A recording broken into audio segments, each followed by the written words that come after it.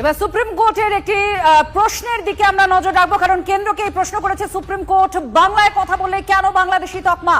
নাগরিকত্ব যাচাই না করেই বাংলা ভাষীদের ঠেলে পাঠানো হচ্ছে সীমান্তের ওপারে। 7 দিনের মধ্যে হলফনামা আকারে কেন্দ্রীয় সরকারের জবাব চাইল সুপ্রিম কোর্ট। জ্যোতির্ময় কর্মকার আমাদের প্রতিনিধি আরো জানাচ্ছেন। জ্যোতির্ময়, কি বললো আদালত?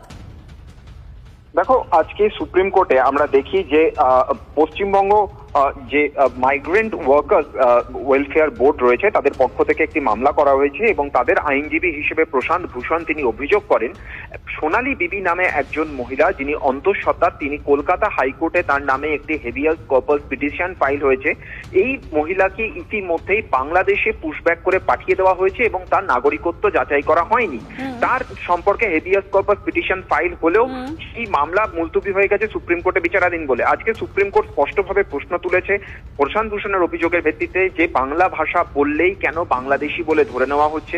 এই বিষয় নিয়ে সুপ্রিম কোর্টকে 7 দিনের মধ্যে কেন্দ্রীয় সরকারকে হলফনামা দিয়ে জমা দিতে হবে এবং কেন এভাবে পাঠিয়ে দেওয়া হচ্ছে বাংলাদেশে তার এসওপি কি সেই বিষয় নিয়েও হলফনামা জমা দিতে হবে। ধন্যবাদ।